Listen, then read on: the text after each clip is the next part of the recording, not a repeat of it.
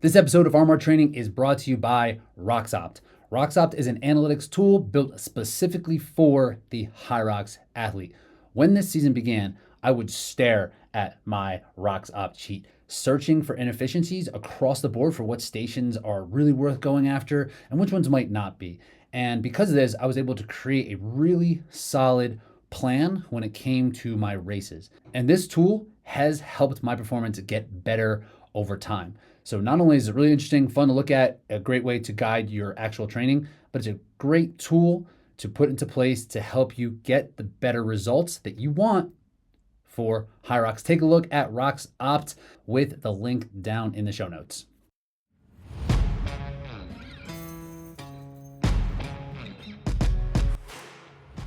All right. Hello. Welcome to the RMR Training Podcast. My name is Rich Ryan. We got a full squad here today. In this episode, we're going to be touching on different intensities for Hyrox, what they mean, what you should be looking for, different ways that you can measure, like what is hard, what you should be looking for in your quality sessions and different type of quality sessions, easy, the whole thing. These are topics that we talk about a lot amongst ourselves and with the athletes that we coach. But first, what's up, squad? Ryan Kemp, fully rested today. Looking fresh as can be. What do you mean? Wiping the sleep out of his eyes. It's like 11 a.m. Dude, I slept till 9, almost 9 a.m. I was like, what? I looked at my phone and I was like, what the heck? And Basin hadn't even come in our room yet. I slept till 7:30 and I was psyched. I was like, let's go, baby. 9.5 hours. That's solid. I think, you know, when influencers do like those videos of like my day, like spend a day with me or whatever, they're up at like 4:30. That is not a flex to me. You know, it's a flex to me when you sleep the fuck in. That's a flex. I want to sleep in. Like, who wants to get up early? That sucks. You slept till 9. Grind, I'm jealous. When you have two kids, right? Like, when you don't get these opportunities often. You sleep till 9. Just kidding. I wish every day. Yeah, normally he comes storming in our room at 6 or 7, and man, he slept good, and mommy and daddy slept good too. And baby girl's sleeping through the night now. That's great. How old? She's almost now? 4 months. 4 months. 4 months. She's now she learned how to go from her back to her stomach yesterday, which is pretty cool. Yeah, another milestone. Sweet. There you go. So she's gonna be just like rolling around on the floor, rolling around, tumbling. Soon. Yep. Nice. So yeah, Meg's over in Cyprus, correct? Sunny, nice, warm. 95 degrees today. Warm. 65% humidity. So middle of the day, humid like that. Is it usually humid over there? I can't remember. I was there in March. It's like in the 70s in March. So March is beautiful. March is awesome. Great for training. Not too hot. This is, I'm like 7 a.m. and then 7 p.m. when I do like my outside like erg work. It's like 7 p.m. because it's just too rough otherwise. Is it humid all the time or is it? Yeah. It's pretty humid. In the winter, the humidity will subside a bit, but it's very, very humid right now. So. I went to Charleston this past week for a couple days, and it was next level humid. Like, it's pretty bad here up in upstate South Carolina, but Charleston was like a whole nother level. Because on the beach, how far is that from you? It's like a 3-hour drive. Okay. Is that where you were at the beach? Mm-hmm. Nice. Yep. And you guys follow the dew point. I don't really know what the dew point is, but I do know that if it's above a number, then it's like really hard to train. Yeah. What was it? It was like if it's over 70, they recommend you not do any sort of exercise outside. And it was like 81 dew point in Charleston. That's south. That's southern. And then I came back up here and I was like, oh, it's nice. Like, it's not even that bad here. But I feel like I've cracked a formula though with this heat and humidity this summer. Whatever you want to tell yourself. Doesn't even affect your boy no more. Whatever you want to say. Got it dialed. You're locked in. I have, because there is no humidity here, I have a little sauna tent. It's like a steam room type of thing. It's just like a cheap sauna. And it's been great. I've been getting some humidity, and it's so much hotter than a dry sauna. It's actually less hot temperature-wise by quite a bit, but the feeling is so uncomfortable. It's the least comfortable thing ever. And it's been helping like my sweat rate for that type of thing. I feel like I sweat faster, like more faster, which is kind of the idea with the whole deal. So we're trying to get the humidity in over here too. There you go. How much room is inside of those things? It's just like one little like fold out seat. It's only like 6'2" high. It's like 4 foot wide. It's not big. It's just for one person. Okay. So you couldn't do like push-ups or sit-ups or something in it? Air squats maybe. Air I'm squats. telling you, it's so hot that like I haven't made it past 12 minutes. I like crawl out of it at 12 minutes. I think I might buy an altitude tent. Sarah's down. Sarah's down. To sleep in? Yeah. Do it. Do the thing. That's my life. Oh my God. All right, let's get into our topic today. We're talking about some different intensities and how you can identify them in terms of your training. One of the things that we notice quite often when it comes to athletes that we're coaching, or just like the general thoughts around how we're approaching it, right? We're thinking about these things quite often. It is like, where should we be? And like for the intent of a workout, like how should that feel? What metrics can we follow? And like for like, what is the actual intent? Like, what are we trying to do here? So I think that, Meg, this was your idea. This is a great topic just to kind of put it all out there, how we kind of think about the whole thing and how it kind of works related to Hyrox. And a note, we're not exercise scientists, believe it or not.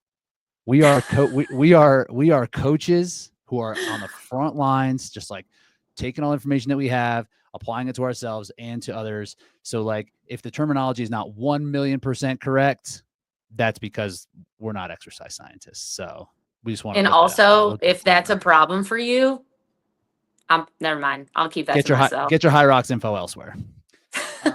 Yeah, but there's like a difference. Correct statement from Rich there. I was gonna say go get bent, but whatever, Kick rocks. No, go. We may not have the lab. We do our best. We don't have the lab results or whatever, but we got field results. That's it. Street smart. More important. Yeah, that's what we got. We got street smarts out here. All right, cool. Let's start with the quality sessions, because I think this is where the biggest discrepancy is. The conversations that I typically have around what people should be feeling, what they should be able to hold. And in terms of quality sessions, I guess let's just like kind of broadly define this and for Hyrox. Like, so I guess how would you, if someone's like, what is a quality session? What does that mean to you, Meg? What would you say? I just immediately think threshold intervals. That's what comes to my mind for quality. And that's because that's what I do typically for my quality sessions. And I'm doing double days of those quality sessions where I'll do my morning threshold session running and then an evening threshold session on ergs. For me, and this was a kind of a topic in our discussion, I cannot go off of RPE. I have to have a prescribed pace. So everything that I do for my threshold training is based off data. So I'm doing lactate testing to find out exactly where my true threshold is. Then I'm getting a prescribed pace based off that. And then we use that data then to like analyze like the next session and how we adjust or adapt that. But it's the same for the ergs. I use my 5K time trials on the ski in the row, and that's where I stay during my threshold sessions. And I'll even check my lactate like after set 4 of 1Ks on the ski to just kind of back up that the pace is accurate, because for us with training volume so much volume, and for me, this has been the way I've leaned, especially since my back injury, like doing a lot more erg volume or a lot more running volume, because I really had to build all my aerobic endurance back up. If you're working just slightly too hard and you're trying to do high volume training, that can end up being really detrimental. And so we don't want that. So I'm using my data all the time to kind of figure out those specific numbers. And then that's where I train. So what are you doing to check your threshold? Are you pricking yourself in the middle of workouts? Yeah. So like I just did last week a ramp test, a lactate ramp test. It lasted 57 minutes. So every 4 minutes, I'm increasing the pace, and it got gnarly. Let's just put it that way. So every Was 4 it in? minutes, increasing pace, getting pricked, writing down what the lactate was and what my BPM was. And I'm a person who sits naturally high from a heart rate standpoint, but I can sit there for a really long time. So that was very interesting. And is that when you are doing the ramp test, right? Because I think this is a great way for most athletes who need to kind of understand where their, say, max heart rate is. Even if they're not pricking themselves and they just want to get themselves to a max heart rate, a ramp test is a great way to do it because you slowly increase the amount of intensity, so your heart rate has time to work its way up, and then by the end, like, you're just going as hard as you can, trying to get that, trying to see if you're basically until a complete exhaustion, until you're like slowing down or your heart rate actually goes down. Yeah. In your case with this, when you're testing lactate, are you doing it to complete exhaustion or are you doing it to a number? Like you want to see it past like Yes. 6 millimole or something like that. So we don't do it to exhaustion because like I said, I already got to 57 minutes when Where it were you starting? finally, Like where did that start? Were you I like, started at, I'm doing kilometers to, do it, just do kilometers? You got I a think I dial? You got started the at you got the 11. conversion? Oh, you're doing 11 miles, kilometers. 11 kilometers per hour. That's no good. What is the 11? Like that's not your. Is that your pace or is that's the pace of the treadmill? That's now the you're pace of the treadmill. no. That's the pace of the treadmill. So I know, this is what I'm now we have saying. no Like, idea. At least the we pace we can started, figure out. the pace is She's gone like, full European But on even us. I still, know, I have. if someone was like on a Oh, treadmill, I'm it's like, sorry. oh, Yeah, it's 10 you're miles an talking hour. about, yeah, so it's like, it ends up being like, I don't know, like a 9-minute mile kind of a Okay. So situation. you're So like slower than you would typically run, and like that. And then when you prick on that, is it like 0.0 yeah, something? It's it's like like nothing. super. Yeah, It's like a walk. yeah. Got it. Where did it end? I ended at, well, again, I'm not gonna, No, I don't know if I want to tell you where it ended. I'm not gonna the tell you where lactate. it ended. Oh yeah, so I went up to, we stopped when I got to like 4.1 or 4.2 minimal, because again, like I had already been working for a long time, and we wanted to, that it wasn't really necessary to spike it super high and just create fatigue for no reason. So we got what we wanted out of it. So now I have like exactly the pace that I want to be for threshold, kind of where I want to be for just slightly over threshold, and then where I want to be for sub threshold. So that's really what I was doing right now. And I really like the ramp test for exactly what you said versus like going to a facility and doing a lactate test where they're bumping you up super, super fast, because I think there's still guesswork in there. Like, yes, of course, I think that's really useful for people if that's your only option. But there's still a lot of guesswork from like if you bumped up too fast and you went from like 2 to 3.5, like now you don't know like the So it could be a middle spike and not like a piece. settling. Yeah. Exactly. You know what I mean? Where like Totally. I sat at 2.0 for a crazy long time, and you're not getting that information out of like a 20-minute lactate test at a facility where they're also doing like the incline, which I think can really impact people, because if you're not really powerful, Could be like you localized. also can't, Yeah. you might not be able to hang on as long as you could from a pure running standpoint without that. So I think there's a little more nuance to that type of test versus a ramp test. I think you can get really, really accurate information this way, but of course you have to have somebody who knows how to do it. So And like the way what you're laying out, right, is probably the best way to be like as precise as possible. But it yes, takes yes, a lot of resources, takes some time. Like it would be hard to do it by yourself. You 100%. probably could, but like it would be hard to do that, right? Very, Because you very are hard. actually like you need to stop and like prick, and then they gotta like put Yeah, it. and like The you sample needs to be can't touch it, and you tested. can't have dirty fingers, and like nothing can touch the blood, and like it's very hard. So but this for me, especially like I said, coming off of like a really big injury, worked super, super well because I also had to be very careful of my intensities just from an injury standpoint. Right. So like we really were able to get very, very clear, and then really understand how quickly I was progressing this way because I didn't have a lot of time. So I couldn't really play around with that as much. So basically you're doing all that, then you are catching the pace exactly where you feel like it should be based off of this data from your blood.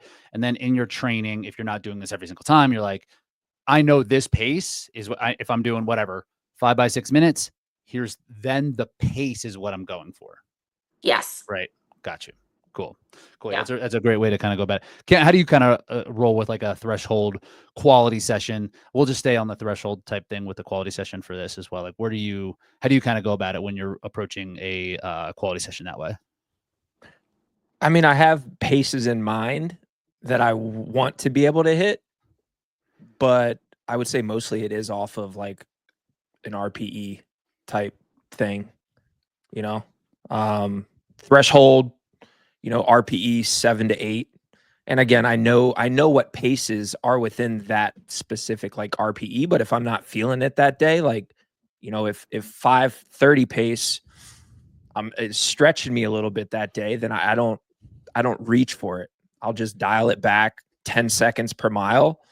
And that's just what it is for that day. And that it could be that for a variety of reasons. Maybe I didn't sleep well. Maybe I didn't. Not today. You'd be not rolling. Today.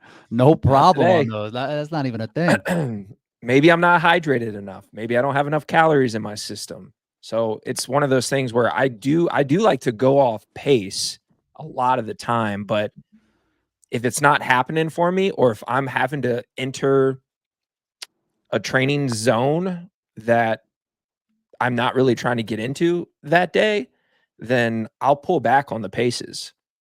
Like, I don't need to win that workout. Like, I think you always have to be able to see the bigger picture when you're training, and that it's not always about one specific session. It's about the days and the weeks and the months stacked up on top of one another. And like, if you have a day where you're a little off on your paces, but you still hit the appropriate, stimulus, like you're good to go. That's a great point. I'm glad you brought this up because Hyrox is tricky this way, right? You could be like, I want to run 4-minute kilometers or whatever. But like in this workout, you're doing a sled push right away. And then instantly the RPE that you're experiencing is like jumped way higher. So then the pace might not be there. And if you force your way into it, it's just going to make it's going to be less progress ultimately because you're probably not going to be able to do the amount of volume that you need to do in that workout if you're trying to really force the pace, right? It's like my goal is 4 minutes. So no matter what happens, I'm going to run 4 minutes. But then at 15 minutes, you're just like chalked. Right. Yeah. And then yes, you're hitting these goal paces, but not for the goal duration, which in Hyrox, this type of training, I feel is more valuable than a pace itself. And what you did is you got less work in, and now you're going to need more recovery because you just went too hard. Yeah, right. And most likely you'll just kind of turn around and keep doing the workouts as they go. And then you'll just continue to make the same mistakes. The next time you'll come through and maybe you do 18, 20 minutes this next time, but you still should have gotten like 40. Like you're still just undershooting it. Right. Yeah. I think that's a big issue. So I guess like when, how would you help someone who does have the goal of running a certain pace in a Hyrox event, right? Because we hear that a lot where it's like, I ran 4:30s, I want to get it down to 4:10. And then when should there be a place to run your actual Hyrox pace, I guess? Because in these threshold workouts, I think a lot of times it can kind of turn into like kind of like a race sim feeling. It's like I have this goal, and I'm guilty of this, of course, as well. It's like, oh man, if I can just like hang in there, it could be great. When is it appropriate to actually be like, here's my goal pace, I'm going to try to run it in like a Hyrox workout? Oh, in a Hyrox workout. Yes. I guess doing it in like a block form where there is some rest kind of sprinkled in, I think to start is great, because then like if they can't hold that with rest, then we're not ready for that yet. Like come maybe next race, and maybe we have to back it off a little bit and be like, okay, instead of 4 flat, let's hit 410 because that's manageable, and we can finish the workout feeling not completely buried. Because that is one thing with all of these workouts and threshold, especially like the idea of threshold, true threshold, is that you should be able to leave feeling like you could do another 1-2 reps. You should, it's like R&R, reps in reserve. You should feel like you could do more. VO2 is where we're talking we can't do any more. We're like dying, right? Right. So, but that's not what Hyrox is. So we don't want to be constantly buried, laying on the ground, totally exhausted every time we do a hard workout. So I think kind of also understanding that there are times to actually dial it back and be able to get the duration and the endurance side and get those legs for that type of duration. That's also, I think, really important.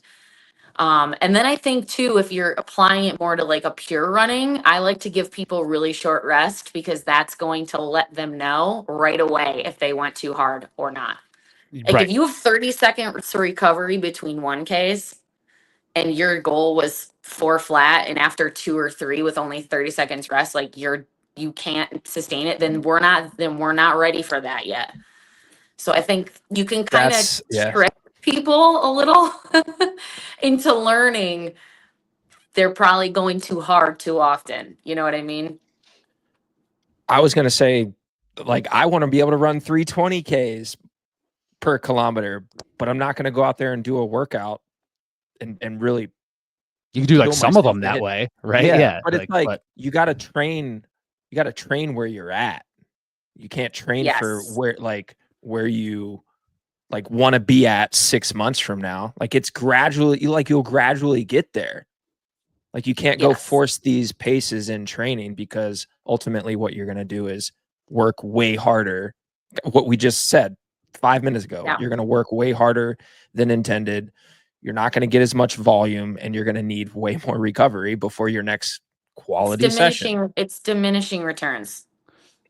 And on that front, like, so I think that when it comes to goal setting, right, when you're approaching your next race, having a target pace or a target outcome is just not the way to do it, because it's hard to predict how much improvement you're going to see over the course of any amount of weeks, right? So if you're like, I want to get to 4-minute kilometers, and then like 8 weeks in your 12 weeks, you're at like 420s, you might get frustrated, or you might or just not feel like you lose confidence, when really the timeline that you're committed to is just not appropriate for what you need to get to that goal. So having goals within training that are more like training based, like I want to be able to do a 45-minute workout at zone 4 or something like that, regardless of where that is at, lactate threshold, however you want to measure it, is just a better way to do it. Something that's a little bit more something is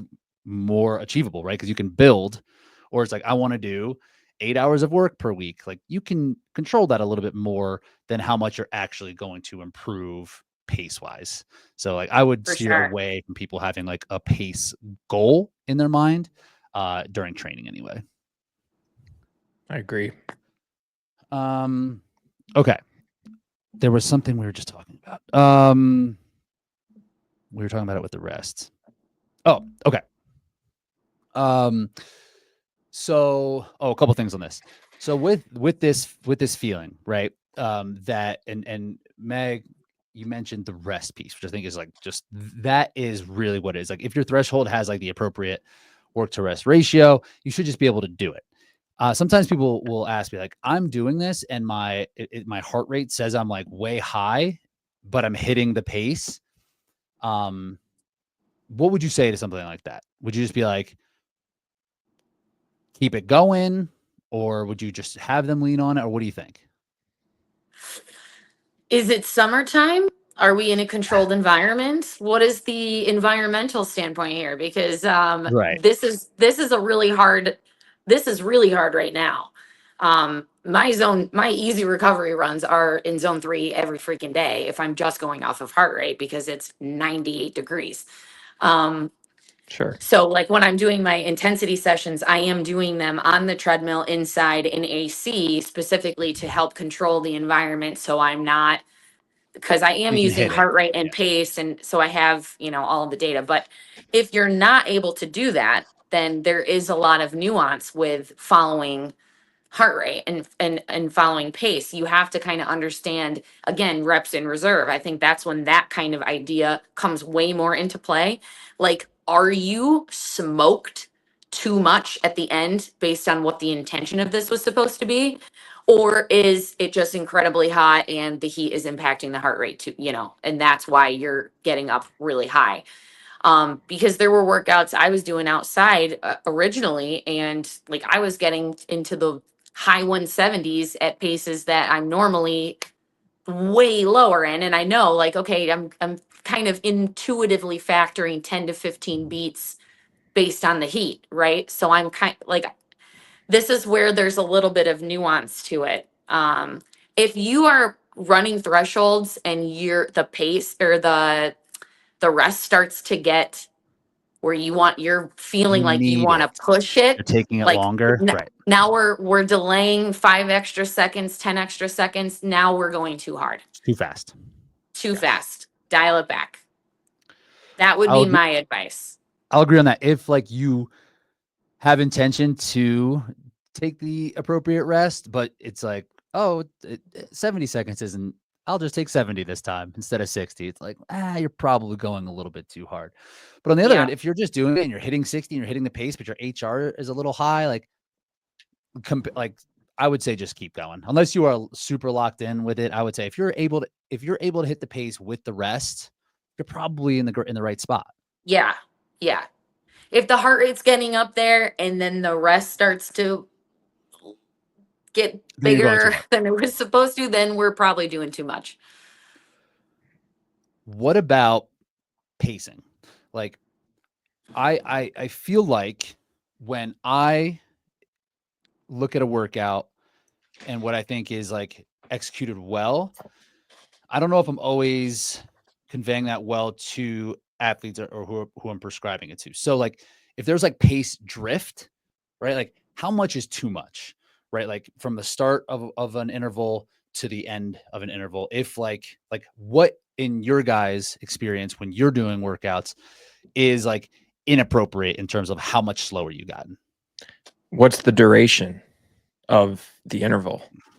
Let's say it's anywhere between like repeated, really. So if it's like a 3 minute, like 1,000, or like a 3K or something like that, whatever it is, repeatable over the course of.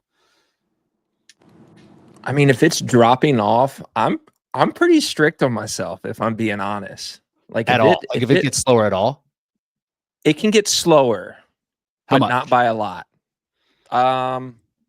Like 10 seconds a mile. I think, I Tops. would say that's too much.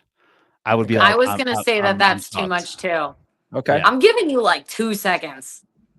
I was thinking 4. I was All right, you're I'm nicer trying to than be me. lenient here. No, but that's what happens. But I know you're doing that because that's what happens. And people, if they're in the middle of a workout, right, and it's like they're at their 5th out of 8 Ks, and they start to see it go the other way from the top, and they end up at 10s, like they've kind of died. Yeah. Yep. They've kind of died, Yeah. and like they we might finish. want Like, that to be the opposite situation. I If am any, right. way more for a cut down than I am for a positive split. If you're positive splitting, we did not do the workout correctly.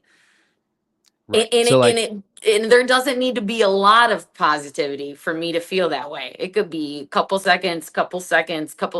If that's the way we're trending, we started too fast and we did not hit the desired intention. That is my belief.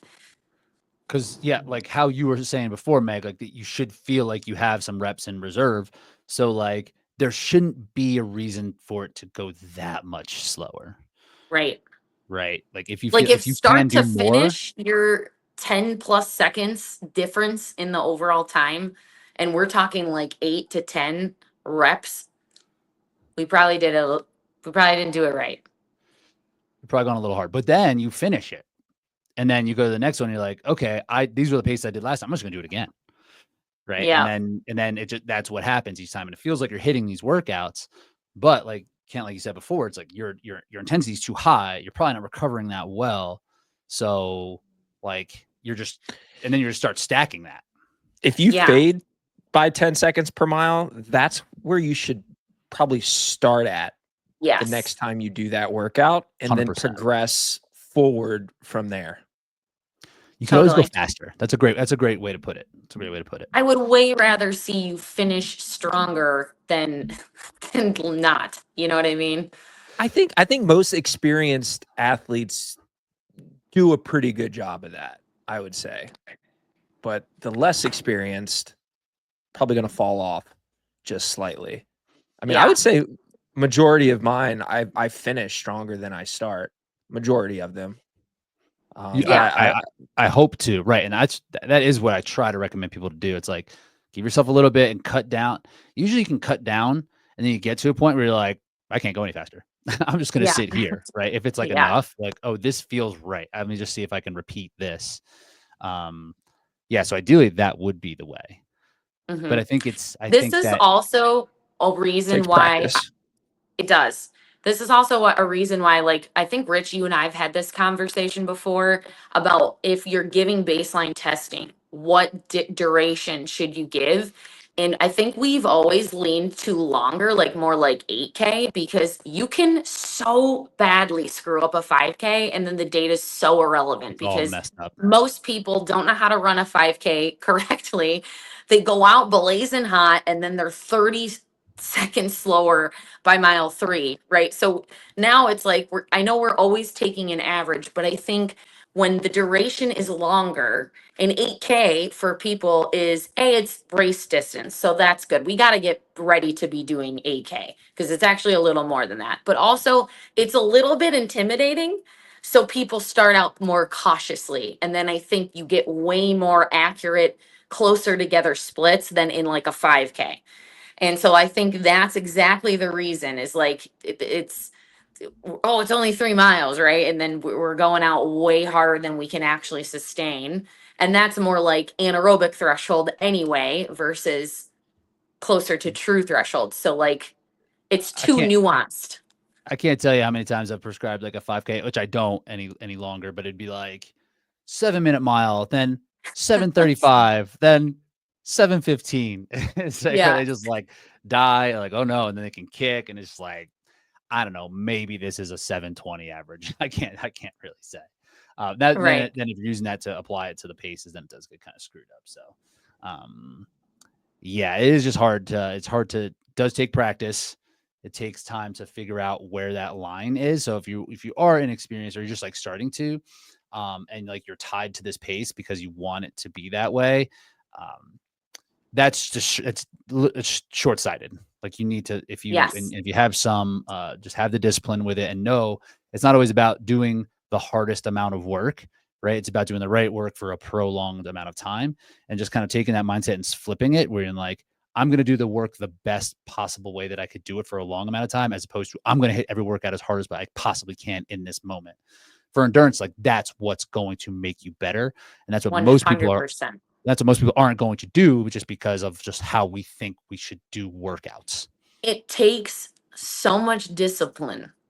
Like, I think this is what takes the most discipline out of any aspect of training for me, is like actually hitting the intention exactly as it's meant to be. Not falling in the trap of pushing too hard when I don't need to or shouldn't. And if you fall into that trap, it impacts the rest of your training week. And then when we talk about looking at overall training consistency, now we're having inconsistencies in training. And I think that's where people end up plateauing, because if we can't consistently hit our sessions or our hours because we are burying ourselves too hard in the intensity sessions we are doing, we're not going to be able to build off of them effectively.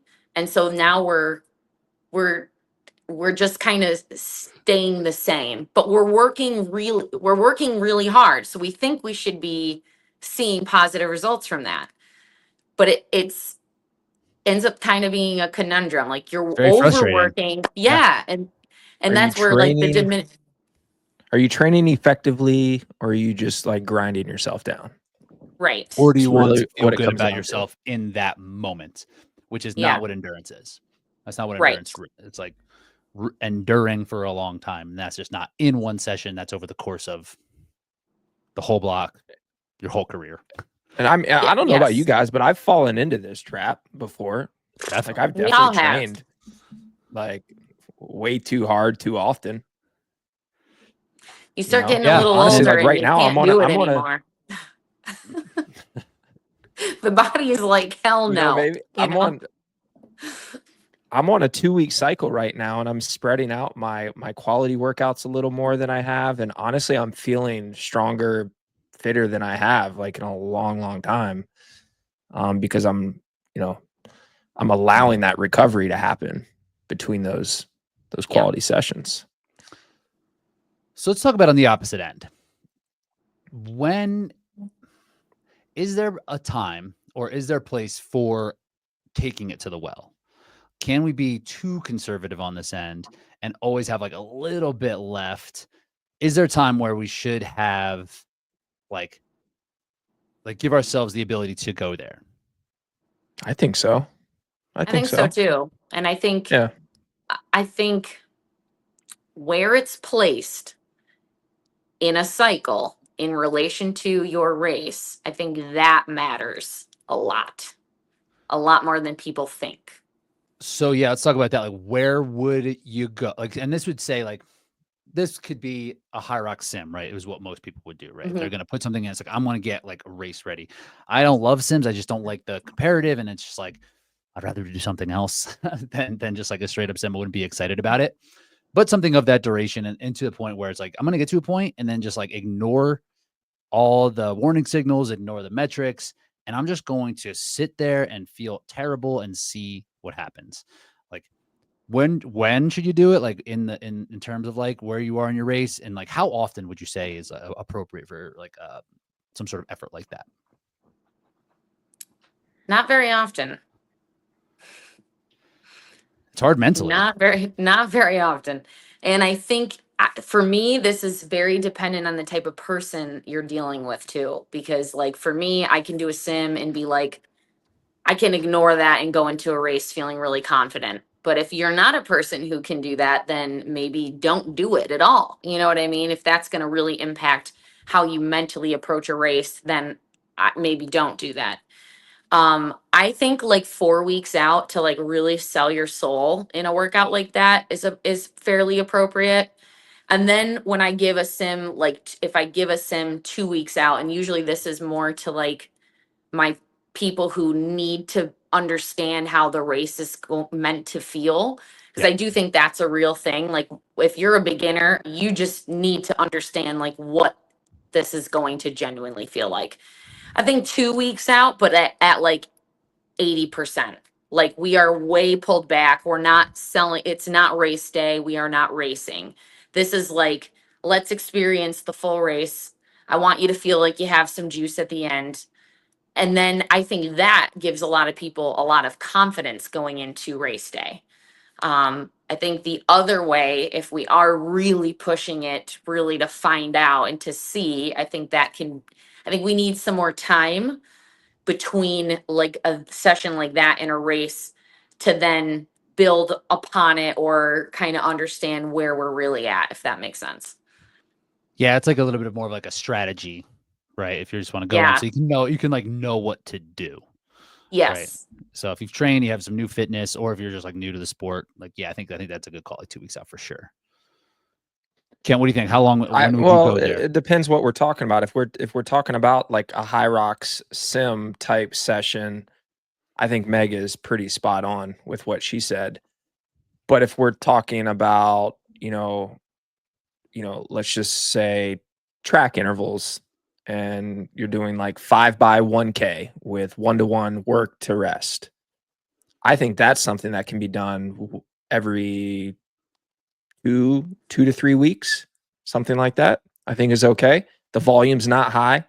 5 reps, warm up, cool down, get out of there. And you touched on it, but it's not a long workout. It's not a, a 60-minute grind like a Hyrox would be, going full effort. So I guess it depends on the type of session that you're going to do, but I think it's okay to kind of go there as frequent as every 2 to 3 weeks, as long as the volume of it isn't like crazy high. If the dosage is a little bit different, and if it's like the intensity would then be different as well, right? For sure. You're not getting to the point where you're in over your head and you have 20 more minutes. You're like Right. getting over your head for 3 to 5 minutes at a time. Yep. And feel terrible and then come out of it. So that's definitely a little bit more repeatable for sure.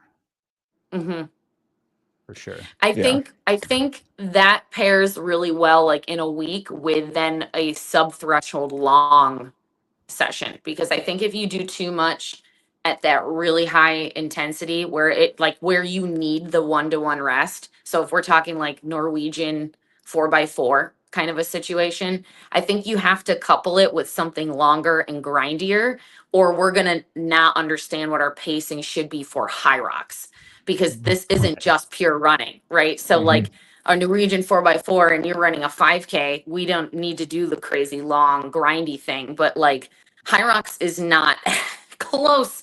We're not even running a threshold in Hyrox. Right. So then we need to balance that well. So I think those types of sessions pair really well with like then a sub-threshold. Agreed. Yes. 2 by 15 minutes or something like that. And that's where I think people go wrong in Hyrox, is they're doing too much of the latter and not enough of the slower, longer, grindier work, which is going to be way closer to what you're actually going to race at. So we want those boosts. We want that VO2 boost, but that's not how we're racing this. That's not this sport. So yeah, we want those, but we got to pair it correctly. And how Ken mentioned, like, then if we're talking about every 2 weeks to like 20 days or something like that, that's not frequent enough for someone to just like kill themselves. But if you feel like you need to, you like going there to that level, like, that's appropriate. Like once a week, I think is appropriate, but I still think people can overdo it. Right. Like I agree. If they start like, I'm going to do 30 minutes of this work just because like, the mindset of athletes in general, but like, like touching on it a little bit infrequently, I think is a good call for sure on that higher end. I think if I'm doing these type of things, if I've gone way into like the pain cave in a workout, I mentally will just be like not ready to do that for probably at least like 2 weeks for sure before I can even like think about doing something else. But more likely once every 6 weeks, 4 or 6 weeks for me, where it's like I really went to the place where it's like I couldn't do anymore, with the volume and intensity. So I think just there's a mental governor that will probably pop in. Just like if you're just not going to want to do that often, Yeah. Yeah, that's a piece you don't think about too much. Is sure, it drains you from a physical standpoint, but it also drains you mentally as well. Big time. So if you're like, I think this is one thing too, that like the more experienced of a runner you are, the less you like those sessions. Like anyone that I talk to that loves those, I'm like, oh, you haven't been running for that long. Got it. You know what I mean? Because for me, I'm like, ugh, avoid. I don't love those at all. I would way rather go like, I'd rather do 2 by 20 minutes at half marathon pace. Not as fast. All day. I would rather do that all day than like bury myself in a workout like that. So sometimes I'll like listen to like powerlifters like kind of talk about like how deadlifting like super heavy is just like their least favorite thing, and I don't relate to that because I'm not strong enough for it to wreck me that long. Where they're lifting 700 pounds, I'm lifting like 300, and I'm like, that was no problem. I think that's the same thing, right? If you probably don't have the ability to go to that place at minute 50 because you might not be conditioned. So if you're doing whatever, a Hyrox sim every week, you're like, oh no, it's fine. I'm like doing it. It's like, you're just not getting the appropriate intensity for the duration. So it doesn't feel as bad as it probably should. Right. Because if you were Because if it did, like, you just wouldn't be doing a sim every week. Right. All right. Anything else on the intensity side? Anything else that we wanted to cover on that? Feel good about it? Feel good about the quality stuff? What do you How guys about- do for easy stuff? I was just gonna go there. Nice. Good Do transition. you go off of, because this is where I tend to not go off of pace so much. And I definitely go off of like body feel based on what I did the day before. I go off of time.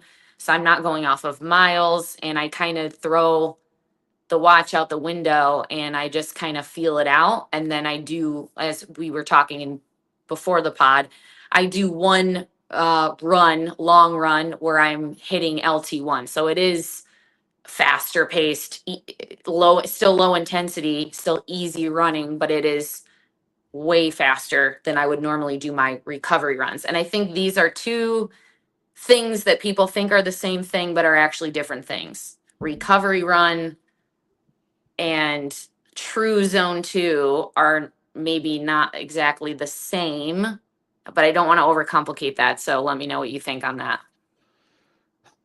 Yes. Like most people, I think, like, for the majority of people, I think recovery runs are just like really appropriate. Just like that, you're not worried about the pace.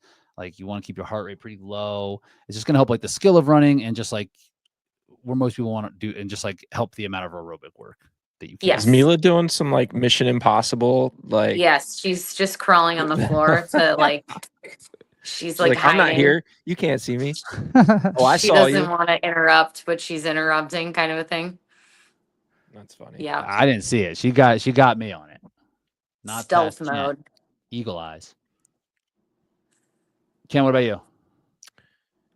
I mean, my easy days pace wise are all it's all over the map.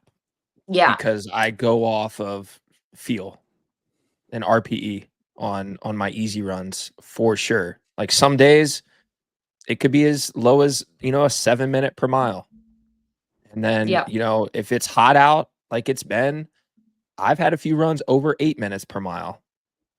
Like it Yep. just varies. It varies. It can vary well over a minute per mile, depending on, Definitely. the conditions outside, fatigue levels. And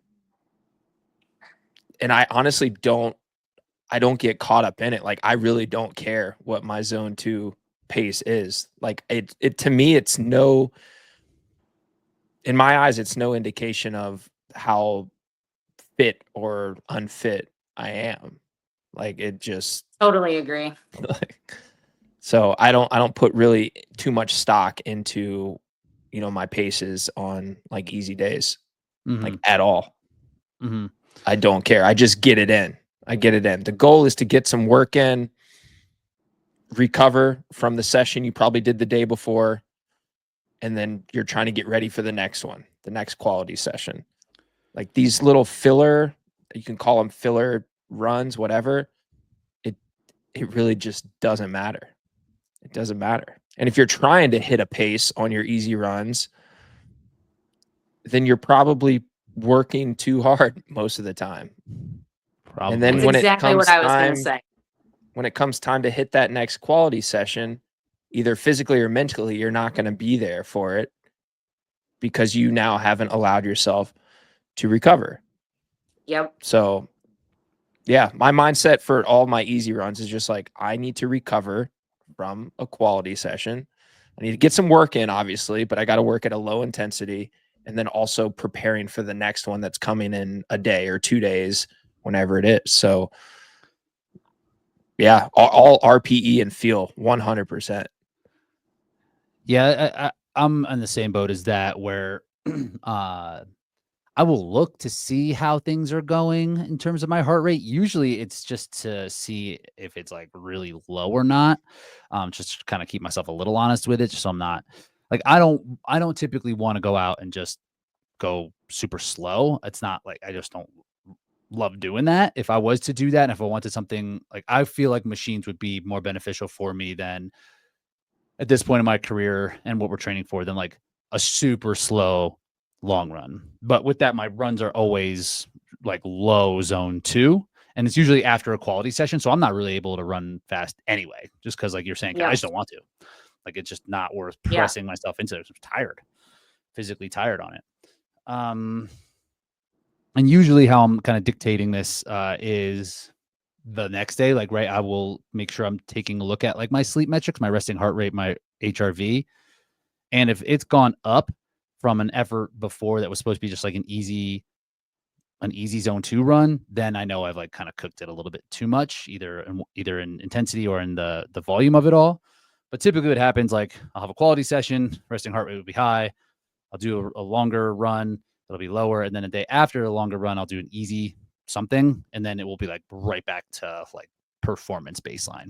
So that's kind of how I try to like make sure I'm not getting too far ahead of myself. So that I'm not, and so I'm also not just like going really slow, because I just don't really like the way that feels for me.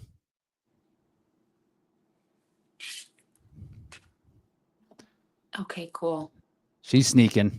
She's like showing me stuff she wants me to buy her on my laptop. Get out of here. I'm working. Hey, we got 10 minutes. We got 10 minutes. Where'd she learn that from? Where did she learn this habit of online shopping from? The shopping thing? Not from me. Who could say? Yeah, I totally agree with what you said. Do you guys use your sleep metrics at all? No. I do a little bit. I do a little bit. I think for me, like, I've kind of gotten into just like a pattern where I know. So this week, as an example, at my 2 threshold sessions, I only had 1 day in between. Usually I always give myself 2, but I'm doing something different this weekend. So I knew like that day between, I had to go super slow. Like, I had to chill the hell out, because I was like, I got to hit this workout tomorrow. And I had 40 minutes of work, running work the day before. And then I had a shorter, little faster workout a day later. So like, that's when I will really back it off, and I will really do a slow run. And it's mostly just for the recovery, for the muscular recovery that I'm going to need to then hit the session the next day. But when I give myself when I normally have 2 days between, like that day after the threshold, I approach very, very easy. But then I'm good after that. So then the next day, I'm probably running a little bit faster. Could be a whole minute faster per mile. It usually is. I'll even go 9-minute mile pace. Like, I'm chilling. And I've just found that has really allowed me to recover super well, to then get the most out of those threshold sessions. And it was kind of like what we talked about on the last podcast, or on our podcast, about what we've learned. Like, I never have to move things around. I never have to shuffle anything. I rarely have to adjust a hard session, because I'm really optimally recovered. And I think that's where the magic happens for long-term progress. Like, if with the consistency, you're not having to change anything, you're not adapting anything, you're hitting everything with intention. That's really where I think the sweet magic spot is. And I think that's what most people are missing when they're approaching their Hyrox training, is like that level of discipline to create that level of consistency. I think that's what our community is missing the most. Yeah, I like that. If I was in that scenario that you're talking about, where it's like 2 kind of like threshold workouts pretty tight, I would probably utilize the bike or like swimming or something, where for me, I could feel like, and I feel like you can get like good aerobic work, but your heart rate is lower because you're sitting or you're in the pool. Exactly. Right? But because for me, my aerobic recovery, my like cardiac recovery ends up mattering quite a bit as well, in terms of like the effectiveness. And I think it is just getting older. Like, I just need a little bit more time to like really be able to hit it hard. So using the different tools, like the C2 bike is great. The pool is amazing for that type of stuff as well. And just so you can come in. And did that second session go well? Crushed it. Smashed. Duh. Smashed. Lactate was super lower than the first session by a significant amount, at a faster pace. So we were recovered. Yep. What'd you do on the first one? The first session versus the one you did a day or 2 days later? I had 4 by 10 minutes with 2 minutes jogging recovery at sub On threshold on okay. Tuesday. Then I had And a then you came recovery back. day. Then Thursday I had 5 by 6 minutes at slightly faster than threshold with Oh, so it 2 was minute run. It jogging was recovery. back-to-back runs. Yep. Okay. Yeah. And I normally don't do that. That's unusual. I usually always do 2 days between, and but if you learn yourself and how you respond to certain recovery tools, like Rich said, like he loves to utilize swimming. You'll never catch me in the pool, Little but doggy I love paddle. using the Concept 2 bike. And so if you learn how to really recover properly, you can fit a little more volume work in there, maybe Sure. less spaced out, um, and still hit it optimally and correctly, without burying yourself. But it takes a lot of discipline to slow way down like that. And I think that's where they're like, I can't go slow. I feel like I'm walking. I think that's where it's like, well, but that's not the point of the session. This session is recovery. Right. You know what I mean? This is where I had a theory last year, and I still might do it. I might just do 3 days a week, 6-hour days, and then just nothing in between. And I think that's the formula. Just recover. That sounds awful. Just 6 hours. Yeah, right. It sounds amazing. Just 6 hang. hours? Yeah, why not? Nothing else to do. Just one big. I mean, if 2 of those hours I are don't me think lifting Amy's in the gonna be chill gym, with then I that, could do dude. it. 4 days off. That's pretty good. Look, I'll just be back in the shed hanging out. Ski erg. What would you Right do there. for 6 straight hours? I'll just be lifting, dude. I know, Biceps. that's what I'm saying. You'd have to do Tries like and 2 hours tries. of Well, whatever. I would, but He's just doing CrossFit. I would just make content. What do you All mean? right. I would just be making Test content it the whole out time. I'm gonna and test it out at report some back. point. Maybe not yet. Maybe 40 plus. When I'm in that 40 plus age category, start swinging for 6 hours at a shot. Have you done? I'll let you know. Side tangent. Have you done any 14ers yet this summer? Did you No, get any? we're thinking about this weekend potentially. Okay, that could be a 6 hour. That could be a 6 hour adventure. That is like lows. That's like zone nothing. Zone 1, maybe. Zone 1-ish. That those type of things where it's so long, I will just start to feel. 14ers are the mountains here in Colorado that are 14,000 feet peaks. How many are there? 53? Oh, I don't know. 50 a something. Bunch. Way more than I thought there were. Yeah, a whole bunch. So it's like a thing in Colorado. There's a 14er. That's Colorado talk. But we might hit something at some point. But no. Haven't. All right. Well, I guess we could. How much? Let's just. We can wrap this thing up. I guess like I had written down the strength session as well. Like what kind of effort? What kind of effort is like appropriate when doing a strength session? And let's define a strength session. Not like CrossFit, not with like any type of with like zero aerobic component, right? Yeah. All muscular sets and rest, right? Where you're coming into it with feeling fresh, whatever reps up to 20, if we even want to consider that. I can't be doing that. I can't be doing those hypertrophy 20 rep workouts. You've done enough. Your girl's staying under 8. That's the max. Hypertrophy stuff I respond way too well to that. Just get yoked. I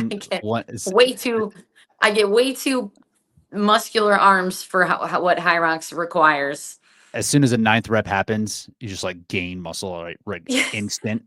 Like happens as soon as it does. It's also genetics, right? It's like my dad is just a big jacked man. He has huge shoulders. Like I just have that. So I gotta be a little bit careful there for optimal racing in Hyrox, right? This is Hyrox, not when everyone thinks I'm a bodybuilder in the real world, that's when I know I have a problem. Like, oh boy, we're doing something wrong here. We've gone too far.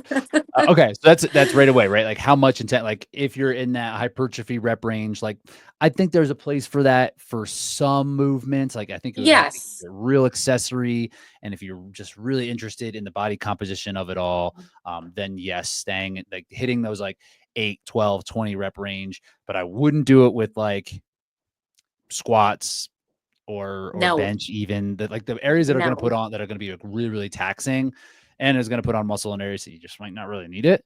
Also, Probably just steer the clear of that. fatigue it's going to It's hard. create, which Yeah. this is a running race, so most of our training hours should probably be spent running or doing aerobic work, because this is what this race is. So like to do a 20 rep back squat program for Hyrox, I think is very unnecessary. I did it. Just my opinion. I did that when I was actively trying to put on muscle in the off season. I was Correct. I was like in a bulk. I was like trying to put on mass, right? And I wasn't. Yeah. And I've never felt so flat, because I would still try to Yeah. run. And like the day after that, it was like incredible how fatigued I would be. Yeah. How flat I would feel. I think for me, I'm definitely focusing way more on like velocity, so speed, doing things powerfully.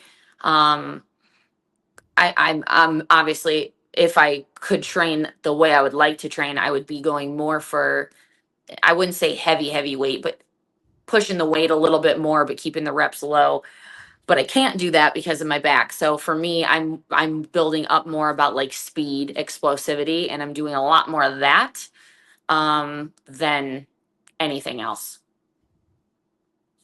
Ken, what are you looking like on strength days? And what kind of RPE are you talking about? I mean, honestly, I would say a lot of my strength workouts are pretty intense, but like for just like short bursts, you know, like it might be a 1 hour workout, and you know, you average zone 2 for the entire workout, but like you have these little spurts where your heart rate spikes in the middle of a lift to, you know, 160, 165, whatever.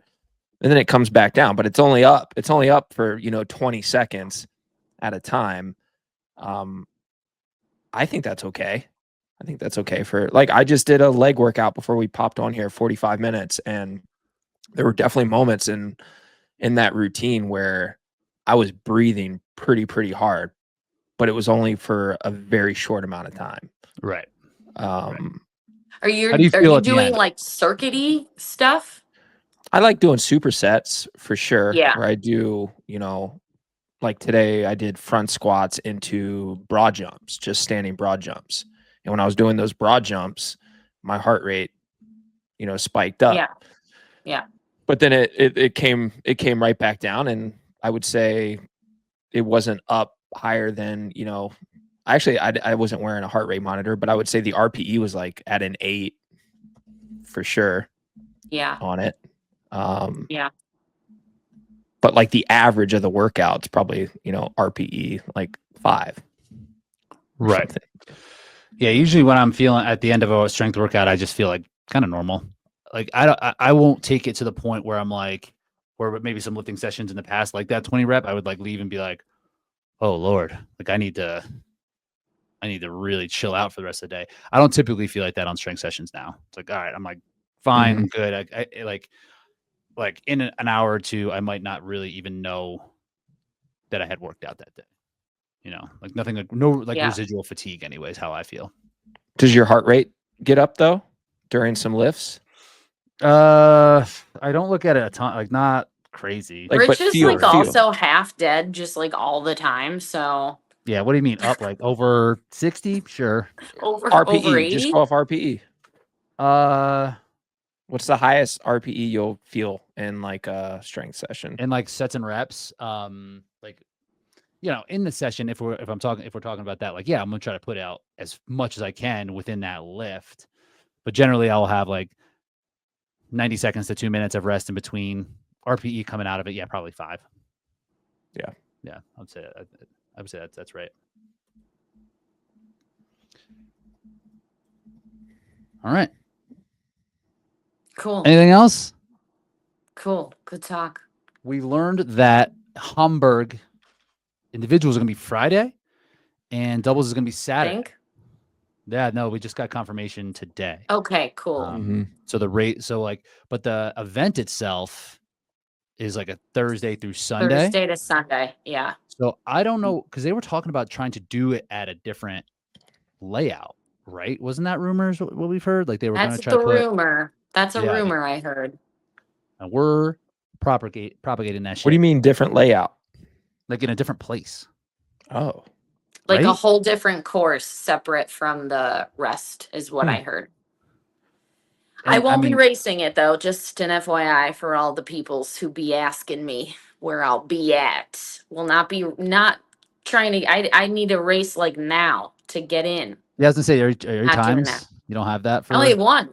Yeah, only right, one. right. I only have Amsterdam. That's it. And I'm personally not willing to risk another season. I'm feeling really good. I'm feeling really strong.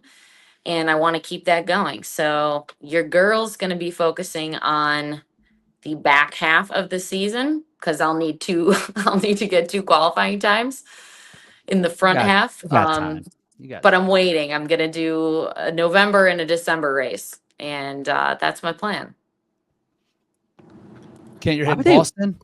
Yeah, I'm gonna hit Boston, dude. I'm gonna hit Boston. I don't know why they would put Hamburg individual and then doubles back-to-back days. Like, what do you mean? Why couldn't they do like a Thursday and Sunday like that they did at World Championships? Oh, Why would they put individual Elite 15 on Saturday or Friday? Well, knowing that a lot of athletes are going to cross over and do both of them. For spectating, I think partially that, but also I think for spectating, like, not to be rude, but there was like nobody there on Sunday to watch your elite doubles at Worlds. Just saying. Yeah. But it would be way more fun for you if it was on Saturday, I think. Because I think people will come. If it's on Sunday, a lot of people have raced, they're out. They're like, I'm going home. They're not gonna stay to an extra night or two to watch you guys, like pay for hotels and stuff. I don't know. Yeah. That's my thought on it. My partner's just going to be a little more tired. Oh, because he's not gonna be in the Elite 15 race, is he? I don't know. Maybe depends. He's racing a bunch right now. He's over in Europe. I know he raced this past weekend, and like he might be in for singles by the time Hamburg gets here. Yeah, let me see if they even have these up. Oh, they do. It's up. They didn't, do they? Because they didn't a couple days ago. They have it okay, that's good. Let's see where our man's is. He's at 22nd right now. That'll get him in, dude. That'll get him in probably right now. Definitely not. 22nd. You don't think a roll down? You think? I think everyone's going to go to Hamburg. Yeah, I would think a lot of people wouldn't go to Hamburg because it's like everyone always goes to the first one, and the second one's in fucking Australia. True that. Like, I think that will have roll downs more than. Right. I mean, maybe he's gonna have to. I don't know if because he ran faster than his New York. What did he run this past week? 57 something, right? 57. Yeah. Because right now it's his New York time and his Amsterdam time. Anyway, we can finish this. We can finish this up later. We can talk later. Oh, and there's a couple of duplicates in here, so he might be a little bit higher than he actually is. I will be in Hamburg. I will be there. I will. Yo, we're hanging out in the community. We're all out there. I'm gonna be there all week, chilling. Ah, cool. Yeah. All right. Word. Good chatting. Great. Talk to you later.